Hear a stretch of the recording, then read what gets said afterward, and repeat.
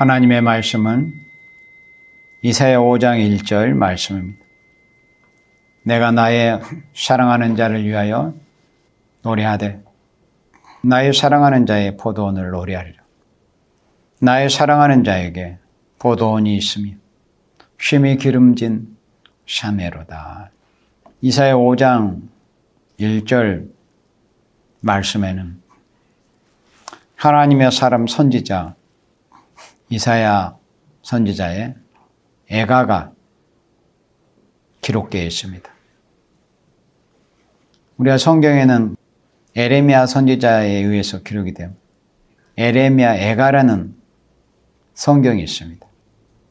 그런데 이사야 선지자 또한 이렇게 하나님 앞에 애가를 불렀습니다. 내가 나의 사랑하는 자를 위해 노래한다. 이사야 선지자가 사랑하시는 분이 누구겠어요? 하나님이시죠. 그리고 이제 하나님의 백성들도 물론 사랑하는 마음으로 소명을 받아서 사역을 하고 있지만 하나님 보실 때 대체적으로 다 부패하고 극상품 포도를 열매를 맺지 못하고 2절 말씀처럼 들포도를 맺은 것처럼 이스라엘 하나님의 백성들의 그 모습이 영적 상태가 마치 먹을 수 없는 들포도와 같은 그런 상태가 되었습니다. 이사야 5장은 하나님께서 하나님의 사람 이스라엘을 통해서 농부의 심정을 가지고 하나님의 백성을 어떻게 대하셨는가 하는 것을 기록한 말씀이 이사야 5장의 말씀입니다. 그런데 이사야 선지자가 1절에서 애가를 부르는 것을 보면 농부이신 하나님께서 보실 때 하나님의 백성들의 그 상태가 하나님이 원하시는 참된 열매를 맺지 못했다는 것을 알 수 있습니다. 그래서 이렇게 구슬픈 심정으로 노래합니다. 내가 나의 사랑하는 자를 위해 노래하되 나의 사랑하는 자의 포도원을 노래하리라. 나의 사랑하는 자는 하나님이시오. 사랑하는 자의 포도는 하나님의 교회입니다. 구약 때는 하나님의 백성 육적의 이스라엘이었지만 또 지금 이 신약 종말에는 오늘의 주님의 피로 값주고 사신 교회들을 말씀을 한 겁니다. 오늘의 교회들을 노래한다는 것. 나의 사랑하는 자의 포도원을 노래하라. 그게 노래라는 것은 원래 흥이 나서 기분이 좋아서 흥이 날 때 부르는 것이 참 흥겹고 즐거운 노래 아닙니까? 근데 노래는 또 그런 노래만 있는 것이 아니고 힘들고 어려울 때 또는 사람이 죽을 때 자신이 고통 속에 있을 때 그렇게 애가 또 애곡을 하는 경우도 있어요. 그러나 여기서는 안타깝게도 흥겨운 노래가 아니에요. 애가입니다. 하나님의 백성들이 하나님이 원하시는 열매를 맺지 못했기 때문에. 그래서 나의 사랑하는 자에게 포도원이 있으며 심히 기름진 산으로다. 땅을 파서 돌을 제하고 극상품 포도나무를 심었었다. 그 중에 망대를 세웠고 그 안에 술틀을 팠었도다. 좋은 포도 몇 개를 팔았더니 들포도를 맺혔도다. 좋은 포도 몇 개를 팔았더니 들포도를 맺혔도다. 이렇게 구슬픈 심정으로 하나님의 사람 이사야는 하나님을 위해서 구슬픈 애가를 부르게 되었습니다. 하나님의 심정으로 부르는 것이죠. 하나님의 심정으로. 좋은 포도 몇 개를 바라면서 하나님께서는 모든 것을 인생들에게 해 주실 수 있는 하나님은 전능하신 분 아닙니까? 무소불능하신 하나님이요. 그런 하나님께서 우리 인생에 대해서 해 주실 수 있는 모든 것을 다 해 주셨지만 이 이사야 선지자의 애가처럼 안타깝게도 좋은 포도 맺지 못하고 들포도를 맺혔다고 했습니다. 그래서 3절에 예루살렘 거민과 유다 사람들아 구하노니 이제 나와 내 포도원 사이에 판단하라. 그러니까 하나님과 하나님의 백성, 하나님과 교회 사이에 한번 판단해봐라. 너희들이 한번 판단해봐라. 너희들이 과연 옳은지 잘했는지 의로운지 아니면 하나님이 무엇인가 잘못했는지 하나님의 백성에게 뭘 소원하게, 섭섭하게, 부족하게 해주셨는지 한번 판단해 보라는 거죠. 너희들이 어찌하여 그렇게 농부이신 하나님의 바라시는 대로 극상품 포도 열매는 맺지 못하고 먹을 수도 없는 들포도를 맺혔는지 한번 스스로 생각을 해보라는 것입니다. 4절에 내가 내 포도원을 위하여 행한 것 외에 무엇을 더할 것이 있었으랴. 하나님은 당신의 포도원과 같은 하나님의 백성을 위해서 구약 때는 이스라엘 백성이요 신약 때는 오늘의 주님의 피로 값주고하신 교회입니다. 그래서 하나님이 왜 이렇게 슬퍼하실 수밖에 없었는가? 하나님의 그 슬퍼하시는 심정을 하나님의 사람 이사야가 그대로 마음에 울림이 있어서 하나님을 위하여 이렇게 애가를 부르게 되었는가 하는 것을 이제 4절에서 말씀을 할 때 내가 내 포도원을 위하여 행한 것 외에 무엇을 더할 것이 있었으랴. 그러니까 하나님은 오늘의 주님의 피로 값주고 사신 교회, 하나님의 백성된 교회들을 위해서 어떤 사랑과 희생을 베풀어 주셨는지는 하나님을 알고 예수님을 만난 사람들은 다 알아요. 하나님은 자기의 아들을 아끼지 않고 십자가에 모든 사람을 살리기 위해서 내주셨습니다. 그런 사랑을 베풀어 주셨어요. 그러니 이사야 5장 4절 말씀대로 내가 내 포도원을 위하여 행한 것 외에 무엇을 더할 것이 있었으랴. 하나님은 독생자 한 분밖에 없는 독생자 외아들을 인생을 위해서 내어주셨는데 뭘 더 인생들에게 주실 게 뭐가 있겠어요? 아들까지 내어주셨는데. 세상에서도 뭐 자기의 독자를 누군가 어떤 죄를 대신해서 내어줄 만한 사람이 어디 있겠어요? 없어요, 인간 중에는. 그런데 하나님은 우리 인생들, 죄인된 인생들을 살리기 위해서 독생자 외아들 예수님이 십자가에 죽도록 내어주셨어요. 그러니까 내 포도원을 위하여 행한 것 외에 무엇을 더할 것이 있겠는가? 그래서 로마서 8장 32절에서 그렇게 말씀하셨어요. 자기 아들을 아끼지 아니하시고 내어주신 이가 어찌 그 아들과 함께 모든 것을 우리에게 은사로 주지 아니하시겠냐고. 하나님 아들까지 내어주셨는데 뭘 주시지 못하겠냐고. 하나님은 우리 택한 백성, 하나의 백성들을 위해서, 교회를 위해서 모든 걸 사실은 다 주셨어요. 아들을 죽게 하셨다니까요. 무슨 목적으로? 좋은 포도 열매, 그러니까 극상품 포도 열매 맺기를 바라는 심정으로.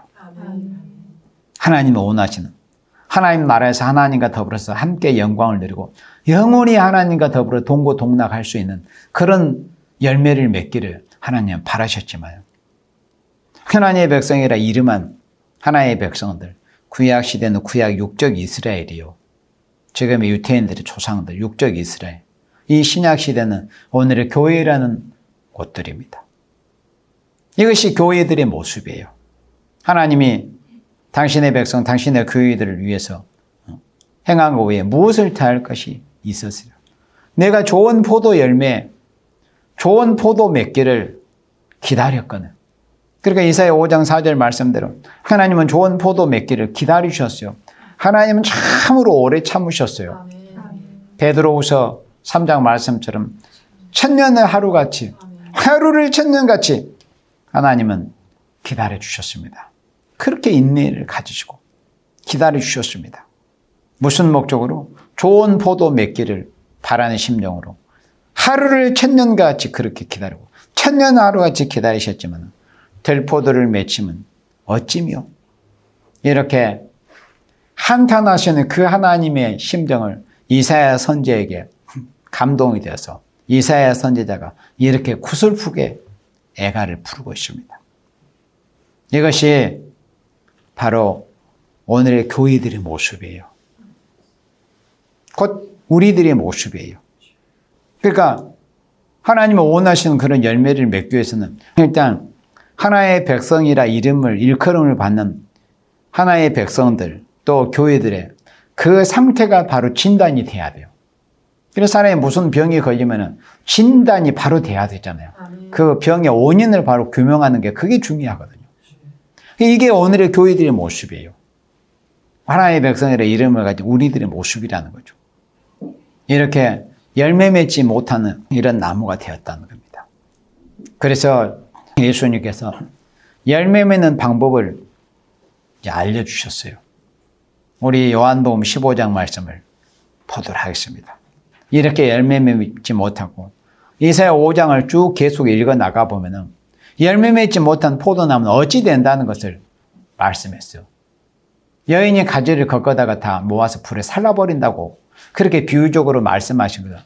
결국 하나님의 백성이라는 사람들이 하나님의 신앙의 열매를 맺지 못하면 결국 불심판이 던져진다는 것을 말씀을 한 겁니다. 포도나무는 정말 아무짝에도 쓸모가 없어요. 열매 맺는 것 외에는. 진짜로 그런 게 특성입니다. 포도나무라는 것은. 어디다가 쓸 데가 없어요. 뭐 집 짓는 제목으로 쓸 수 있는 것도 아니고 뭐 아무짝에도 쓸 수 없는 게 포도나무거든요. 오직 열매 하나밖에는 맺을 수 없는 거예요. 그런데 그 열매를 맺지 못하면 어디에도 쓸 수 없는 게 포도나무입니다. 그러면 할 수 있는 건 이제 모아서 말려가지고 불에 던져버리는 거예요. 그래서 포도나무를, 포도원을 교회로, 하나의 백성으로 비유하신 겁니다. 그리고 우리 하나의 백성들은 하나님 원하시는 열매를 맺지 못하면 사실 아무짝에도 쓸모 없습니다. 이제 기다리는 것은 불구덩이에 던져지는 불심판밖에는 기다려지는 게 없습니다. 그래서 예수님께서 요한복음 15장 우리 3절 같이 봅니다. 너희는 내가 이루어준 말로 이미 깨끗하였으니. 또 우리 인생은 다른 것으로 우리 인생이 깨끗해지는 게 아니라 예수님 만나서 회개해가지고 예수님의 말씀, 하나님의 말씀, 오늘 이 시간 우리가 또 이사야 5장을 같이 보고 있잖아요. 또 요한복음 15장도 같이 보고 있습니다. 성경에 기록된 하나님의 말씀을 통해서 우리 인생이 깨끗해지는 겁니다. 하나님의 말씀의 맑은 물로 우리의 심령이 깨끗해지는 거예요. 하나님의 말씀의 맑은 물로, 하나님의 말씀으로. 그래서 예수님께서 제자들에게 너희는 내가 이루어준 말로 이미 깨끗하였으니 주님의 말씀이 우리를 깨끗하게 하십니다. 하나님의 말씀이 우리 인생을 심령 지저분하고 더럽고 가장 더럽고 냄새가 오염된 것보다 더 썩어지고 부패한 것이 인생의 마음이라고 에레미야 17장에서 말씀했어요. 만물보다 부패한 것이 인간의 마음이라고. 그렇게 부패한 심령을 예수님께서 말씀으로 하나님께서 성경에 기록된 하나님의 말씀을 통해서 우리를 깨끗하게 해주신다는 겁니다. 4절에 내 안에 거하라. 나도 너희 안에 거하리라. 가지가 포도나무에 붙어있지 아니하면 절로 가시를 맺을 수 없음 같이 너희도 내 안에 있지 아니하면 그리하리라. 예수님께서 당신의 피로 값주고 사신 오늘의 교회들에 대해서 이렇게 말씀해 주고 있는 거예요. 열매 맺을 수 있는 그 방법이 뭐냐? 너희가 내 안에 있어야 된다. 내가 너희 안에 거해야 된다. 그래야만 열매를 맺을 수 있다 하는 것을 5절에 말씀했어요. 나는 포도나무요. 예수님은 포도나무입니다. 온 나무 그루예요. 예수님은 포도나무, 너희는 가지라. 너희들이 가지라는 거죠. 교회가 가지예요. 하나님의 백성들이, 하나님의 종들이. 가지는 뭐 한 사람을 지칭해서 가지라고 하는 게 아니에요. 사이비들은 다 그렇게 말을 합니다. 그렇게 믿고. 어떤 특정 인물을 가지라고 그럽니다. 그런 예수님이 이렇게 말씀했습니다. 나는 포도나무, 예수님이 포도나무 자체시고 너희는 복수 아닙니까? 너가 아니라 너희는 가지예요. 너희가. 너희들이 가지단 말이에요. 너희는 가지. 저가 내 안에. 그래 하나님의 백성들이 예수님 안에 주님의 몸된 교회들이 예수님 안에 거해야 돼요. 그리고 또 우리가 예수님 안에 거하기를 힘쓰고 예수님에 거하면 예수님이 당연히 또 우리 안에 계시죠. 내가 저 안에. 이 사람은 과실을 많이 맺나니. 그러니까 과실을 맺지 못하는 이유가 뭐라는 것을 이제 요한복음 15장에서 알 수 있잖아요. 이사야 5장에서는 열매 맺지 못하고 들포도를 맺은 그런 결과를 보았어요. 그래서 이사야 선지자가 구슬픈 심정으로 하나님의 심정으로 구슬픈 애가를 부르는데 열매 맺는 방법을 이제 예수님께서 가르쳐 주셨습니다. 아, 우리가 예수님 안에 거해야 하는구나. 또 예수님이 내 안에 임재하셔가지고 예수님이 내 안에 임재하셔가지고 나와 동행하시는 그 은혜가 함께 하셔야만이 우리는 열매 맺을 수 있는 것이구나. 우리가 하나의 백성들이 하나님이 원하시는 열매를 맺지 못했는가? 우리가 예수님 안에 거하지 못했구나. 내 마음에 예수님을 모시지 못했구나.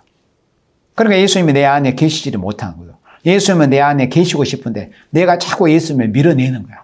막 밀쳐버리는 거야. 예수님이 초림주님으로 메시아로 오셨을 때 고향으로 가가지고 그 나사렛 마을에서 처음에 이사야 61장을 읽으셨잖아요. 나사렛 회당에서. 그래서 그 말씀을 다 읽고 나서 그 동네 사람들이 무슨 짓거리를 했냐면 예수님을 끌고 가서 절벽으로 밀어버리려고 그랬습니다. 예수님 절벽으로 밀어서 죽여버리겠다고. 그런 게 오늘 교회들의 모습이에요. 예수님은 요한계시록 3장 말씀처럼 라오디게아 교회 그 문 앞에서 문을 두드리면서 계속 들어오고 싶어 하시는 거야. 우리 가운데 우리 심정 안으로 임재하시기를 원하지만 우리는 하나님의 백성이라는 사람들은 예수님을 자꾸 그렇게 밀어내는 거야. 마치 2000년 전에 나사렛 동네 마을 사람들이 예수님을 끌고 와서 절벽으로 밀어서 예수님 죽여버리려고 했듯이. 뭐 그런다고 예수님이 죽습니까? 예수님은 사명 못합니까? 예수님은 생명을 죽일 권세도 있고 스스로 살아낼 권세도 있어요. 예수님이 십자가에 죽으신 것은 당신이 힘이 없어서 죽으신 게 아니에요. 스스로 죽으신 거예요. 하나님 뜻에 순종해서. 왜? 우리 같은 죄인 살리시기 위해서. 우리가 하나님 앞에 아름다운 극상품 포도 열매 맺기를 바라는 그런 심정으로 예수님께서 십자가에서 죽으셨어요. 로마서 8장 32절에 말씀했잖아요. 내가 너희를 위해서 해전국에 무엇을 더할 것이 있겠냐고. 아들까지 내어주신 이신데. 그래서 예수님께서 나는 포도나무에 너희는 가지니 저가 내 안에 내가 저 안에 있으면 이 사람은 과실을 많이 맺나요. 나를 떠나서는, 예수님을 떠나서는 너희가 아무것도 할 수 없습니다. 이걸 알아야 돼. 이게 아주 중요하고 가장 근본적인 겁니다. 우리 인생은 예수님을 떠나서는 아무것도 할 수 없어요. 헛수고만 하는 거예요. 그리고 예수님을 일생 만남수록 좋지만은 만약에 일생 동안 예수님을 만나지 못하면 일생을 허비하고 마는 거예요. 인생 허비입니다. 헛수고하는 거예요. 그냥 고생만 실컷 하는 거예요. 헛수고, 헛된 수고, 열매 맺지 못한 헛수고를 하는 겁니다. 우리 인간은 이 땅에 하나님 앞에 소명을 받고 태어났다면 하나님이 원하시는 기뻐하시는 열매를 맺어야 돼요. 그게 우리 인생의 본분이 인생에게 주신 사명입니다. 그런 사명을 하라고 우리에게 소명을 주셨어요. 우리를 불러주셨어요. 열매 맺어라. 6절에 사람이 내 안에 거하지 아니하면 가지처럼 밖에 버려 말라지나요. 이사야 5장에 나온 말씀이에요. 사람이 내 안에, 예수님 안에, 하나님 안에 거하지 않으면 가지처럼 말라져가지고 밖에 던져져가지고 그걸 모아가지고 결국 불에 살라버려요. 사람들이 이것을 모아다가 불에 던져 사르느니라. 다 살라버립니다. 이렇게 우리가 주 안에서 십자가 부활 신앙에서 열매를 맺은 생명들이 예수님께서 너희가 내 안에, 내가 너희 안에 있어야 열매를 맺는다고 했잖아요. 그래서 우리가 예수님을 만난 하나님의 백성들이 그렇게 주 안에 거하면서 십자가 부활의 신앙으로 열매를 맺어야 돼요. 그 열매가 어떤 모습으로 나타나냐면은 갈라디아서 5장 22절, 23절에 나타난다고 했어요. 그 열매들은 어떤 열매들이냐? 사랑과 희락과 화평과 오래 참음과 자비와 양성과 충성과 온유와 절제라는 이런 열매를 맺게 되는 거. 그래서 그런 열매를 맺은 생명들이 이제 어떤 열매를 마지막 최종적으로 맺어야 되느냐 할 때 땅에서 구속함을 입은 처음 익은 열매로 열매를 맺어야만이 예수님은 구름 타고 산자 죽은 자를 심판으로 오시는 그때 남은 자가 되고 영광 중에 재림하시는 예수님을 공중에서 신랑으로 영접할 수가 있게 되는 거예요. 그래서 요한계시록 14장 1절 말씀을 보도록 하겠습니다. 예수님을 만나서 십자가 부활 신앙에서 이제 열매 맺는 그런 생명들이 땅에서 구속받은 처음 익은 열매로 맺어지는데 이들이 누구냐면은 14만 4천 명이요. 이들이 누구냐 하는 것을 계시록 14장에서 말씀을 했습니다. 자, 1절입니다. 또 내가 보니 어린 양이 시온산에 섰고 그와 함께 14만 4천이 섰는데 그러니까 십자가와 부활신앙에서 열매 맺은 생명들이 땅에서 구속을 입은 처음 익은 열매로 이제 열매 맺어지는데 이들의 정체가 누구냐 하는 것을 계시록 14장에서 말씀을 했어요. 그런데 이들이 이제 이미 열매를 맺어가지고 어린 양이 누구예요? 예수님이단 말이죠. 예수님을 모시고 시온산에 강림해서 섰어요. 그 수가 이제 14만 4천이 섰는데 이 말씀은 구약 성경 선지서 오바댜 1장 21절에 이 말씀이 또 기록이 되어 있어요. 오바댜 21절처럼 심판하려고 시온산에 이제 강림을 한 거예요. 오바댜 1장 21절에 보면 구원자들이 시온산에 올라서 에서의 산을 심판하리니 나라가 여호와께 속하리라 그랬습니다. 구원자들이 시온산에 올라서 에서의 산을 심판하리니 나라가 여호와께 속하리라. 그러니까 지금 여기 요한계시록 14장 1절의 말씀은 오바댜 성경 1장 21절의 상황이에요. 어린 양과 14만 4천이 시온산에 섰다는 것은 무엇하려? 에서의 산을 심판하려고 이제 시온산에 강림을 한 겁니다. 그런데 계시록 14장 1절에 보니까 그 이마에 어린 양의 이름 그리고 그 아버지의 이름을 쓴 것이 있도다 그랬어요. 그러면 14만 4천에서 도대체 정체가 누구냐? 누구에게 속한 생명이냐 하는 것을 알아야 돼요. 너무나 중요합니다. 아주 기초지고 쉬운 것이지만 이걸 몰라서 수많은 사람들이 사이비전에 빠져 들어갔습니다. 자, 14만 4천이 누구에게 속해 있는가 봐요. 그 이마에 누구의 이름이 기록되어 있는가? 어린 양의 이름이 기록되어 있어요. 어린 양이 누굽니까? 어린 양의 이름이 누구예요? 정확하게. 예수입니다. 예수. 예수 그리스도. 어린 양 이름. 그래 14만 4천은 오직 예수 그리스도의 이름에 속해 있는 생명들이요. 뭐 오늘날 사이비 있잖아요. 뭐 자신들이 14만 4천이 뭐니 하면서 그렇게 하잖아요. 그리고 다른 이름을 말하잖아요. 그러나 14만 4천의 이마에는 오직 어린 양의 이름이 새겨져 있습니다. 그 어린 양의 이름이 누구예요? 예수예요. 예수. 예수 그리스도. 그러니까 예수 그리스도 외에 다른 이름을 말하고 이 세상에 어떤 인간의 이름을 말한 것은 전부 100% 그는 지옥의 자식들입니다. 거짓 선지예요. 예수 그리스도의 이름이 있고 그 다음에 누구의 이름이 있어요? 그 아버지의 이름 쓴 것이다. 그러면 그 아버지의 이름도 정확하게 말해야 돼요. 그 아버지의 이름 누굽니까? 어떤 세상이 어떤 인생들의 이름입니까? 그 아버지의 이름은 여호와십니다. 성경에 기록된 대로 여호와. 그러니까 14만 4천 누구에게만 속해 있어야 되느냐? 누구의 이름을 증거하고 누구의 이름에 속해 있는가? 누구의 이름으로 14만 4천으로 처음 익은 열매로 구속함을 받고 열매를 맺는가?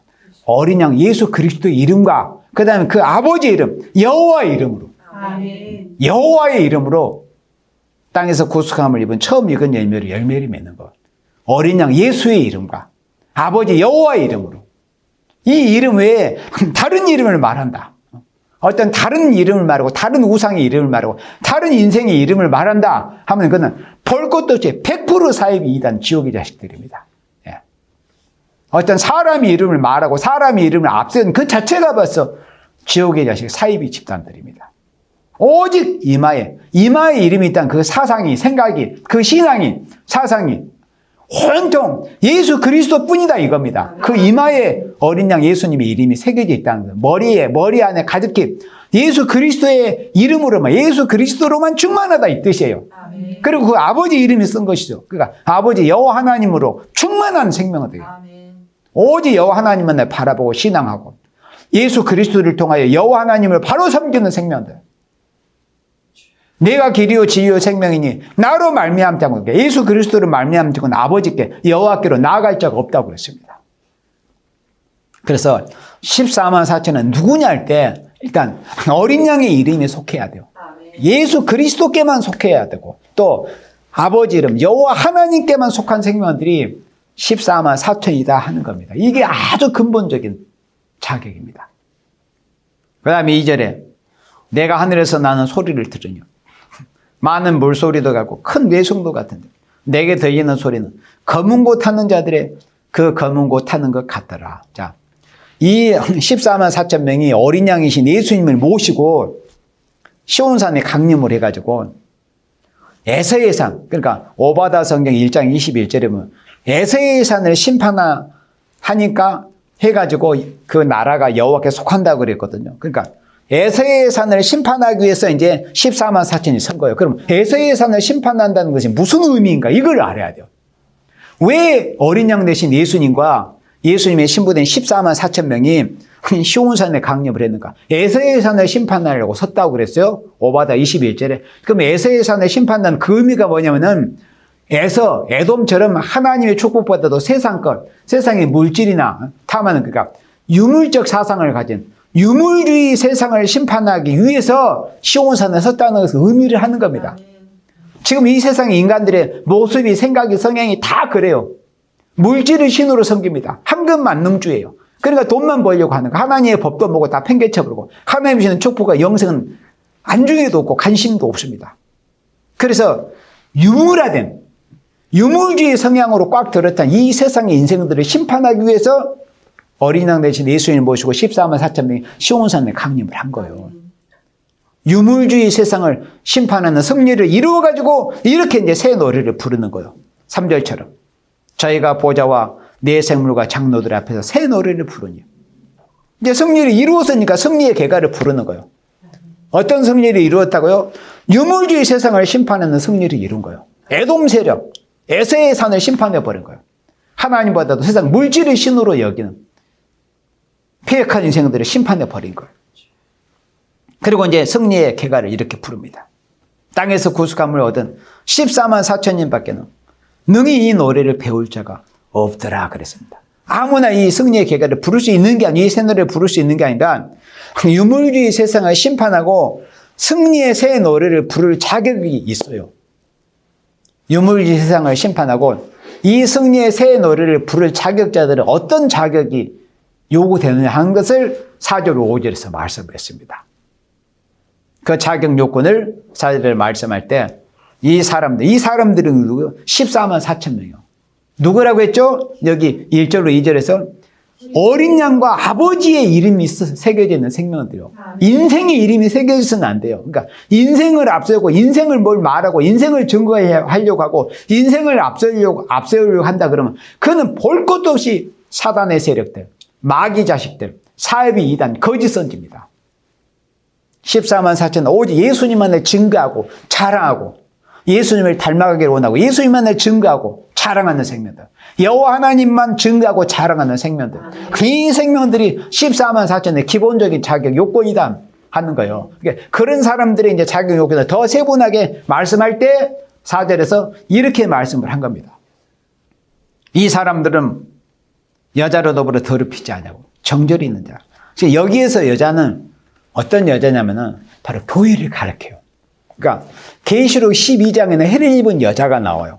해를 입은 여자는 신앙의 정절을 지킨 생명들이 모여있는 그런 지혜의 교회입니다. 근데 그와 또 상대되는 그런 교회가 계시록 17장에서 보여져요. 붉은빛 짐승을 탄, 그러니까 옷에는 온갖 화려한 자줏빛 그 붉은 옷을 입고 손에는 막 금잔을 들고 그러니까 유물주의 그런 모든 종합적인 모습을 그 자줏빛 옷을 입은 그 여자로 보여줬어요. 유물화된 그런 교회와 세상의 모습을. 붉은빛 짐승을 탔어요. 그러니까 이 사람들이 여자로 더불어 더럽히지 아니했다는 것은 이 유물화된 세상에 타협하고 하나님이 없다는 무시로운 사상을 받아들이거나 어떤 공산주의 사상을 받아들이지 않고 유물화된 어떤 유물주의를 받아들이지 않고 축복의 근원이시고 인간의 생사복을 주장하시고 근원이 되신 참되신 창조주 여호와 하나님만을 바로 섬기 그 아들 예수 그리스도만을 바로 신앙을 한 그런 신앙의 정절을 지켰다 이런 의미예요. 이 사람들은 여자로 더불어 더럽히지 아니하고 정절이 있다는 것은 그러니까 오직 예수님만을 바로 믿는 생명들 여호와 하나님만을 바로 섬기는 생명들이다 이 뜻이에요. 그리고 어린 양이 어디로 인도하냐 어린 양이 누구라고 해서 어린 양은 예수 그리스도라니까요. 예수 그리스도 한 분을 지칭하는 거예요. 어린 양이 어디로 인도하냐 따라가는 자가 돼요. 그러니까 예수 그리스도께서만 인도하시는 따라가고 예수 그리스도만 믿고 증거하고 자라나는 생명들이에요. 그 어떤 다른 어떤 인간 인생의 인물을 개입시키거나 다른 어떤 세력을 개입하면 그게 사단의 소리고 거짓 선지요 마귀 새끼예요. 어린 양이 어디로 인도하든지 따라가는 자. 그러니까 예수 그리스도만 따라가야 된다 이 뜻입니다. 그리고 사람 가운데서 구속을 받아. 사람들 가운데서 구속을 받은 거예요. 쉽게 말해서 구원받은 거예요. 예수님께서 피로 값주고 우리의 영혼을 구속시켰거든. 또 인간도 말이야 예수님이 재림할 때 예수님이 재림하시는 예수님이 말씀하시기를 예언의 말씀을 읽고 듣고 지켜라. 그러니까 예언의 말씀을 읽고 듣고 지킨 생명들이 이제 몸까지 구속을 하여 주신 거예요. 그래서 사람 가운데 구속을 받아 처음 익은 열매가 된 겁니다. 이사야 5장에서 이사야 선지자가 하나님의 백성들이 열매 맺지 못한 그런 상황을 아버지의 심정으로, 굵은 심정으로 노래한 그 애가를 아까 봤잖아요.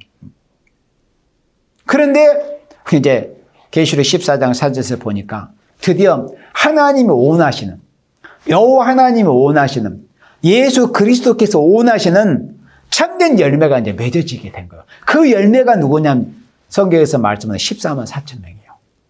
오직 예수 그리스도께만 속한 생명들, 여호와 하나님께만 속한 생명들이에요. 이들이 이제 구속을 받아 처음 익은 열매로 하나님과 어린 양에게 속한 자들이에요. 하나님과 어린 양에게만 속해야 돼요. 절대로 어떤 인생의 이름에 속해서는 큰일 나는 거예요. 하나님과 어린 양 예수님에게만 속한 자들. 그러니까 이사야 성경의 표현대로, 이사야 43장의 표현대로 가장 보배롭고 존귀한 생명들입니다. 인생 중에서 누가 가장 존귀하고 보배롭냐면은 어린 양 예수님에게만 속하고 여호와 하나님에게만 속한 생명들이 하나님이 보실 때도 그렇고 뭘 아는 사람들이 볼 때도 가장 보배롭고 존귀한 생명들이요. 우리가 인생 성공하기 이 땅에 태어난 생명들은 말대로 그렇게 하고 생각을 그렇게 하고 그렇게 추구하지 않습니까? 뭘 추구합니까? 인생이 성공한 인생을 추구하지 않습니까? 근데 성공한 인생이 뭐예요? 하나님 보시기 가장 보배롭고 존귀한 인생이 인생 성공한 인생이에요. 하나님이 인정해 주시고 하나님 보실 때 가장 보배롭고 존귀한 생명. 그 생명이 인생 성공한 인생이에요. 이런 모습이 바로 하나님이 원하시는 인생의 모습. 땅에서 구속함을 입은 처음 익은 열매된 인생의 모습이라는 거예요. 그리고 5절에 그 입에 거짓말이 없고. 그러니까 오늘의 거짓 선지자 입만 열면 거짓말합니다. 자기가 알 수 없는 전부 비유로 다 돌려버려요. 그래 그걸 깨달지는 못해요. 14만 4천이 도대체 누구에게 속해 있는 생명들은 이런 기본적인 것도 모릅니다. 그러니까 여기 가면 14만 4천이 된다, 저기 가면 14만 4천이 된다 하더라. 그래 여기저기 막 우왕좌왕 오고 가고 하는 거예요. 오직 예수 그리스도께만 속해야 돼요. 여호와 하나님에게만 속해야 돼요. 여호와 하나님 이름 아래 속해야 돼요. 이 비밀을 모르는 거예요. 여호와 이름에 속해 있어야 돼요. 여호와. 그래서 그 입에 거짓말이 없고 흠이 없는 자들이다. 하나님의 말씀을 이 성경 본문대로 이렇게 증거하지 않으면은 다 거짓말을 하는 자들이에요. 그 입에 그냥 입만 열면 거짓말하는 거예요. 또 흠이 없어야 돼요. 14만 4천은 흠결이 없어야 돼요. 흠과 티와 점이 없어야 돼요. 성경 표현대로 흠과 티가 점이 없어야 돼요.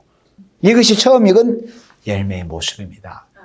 그래서 지금 만물의 추수기를 맞이해서 인생들이 어떤 만물의 열매 맺는 것을 보고 다 탐스럽게 생각도 하고 또 먹고 싶다는 먹음직한 생각도 갖기도 하고 그러잖아요. 그와 똑같은 원리로 하나님께서도 당신이 희생을 치러서 어떤 희생, 아들까지 죽게 하는 희생을 치러가지고 인생의 농부가 되신 하나님께서 원하시는 그 열매가 뭐냐? 땅에서 구속함을 입은 처음 익은 열매로 열매 맺기를 하나님은 인생의 농부가 되신 하나님이 원하시는 바요.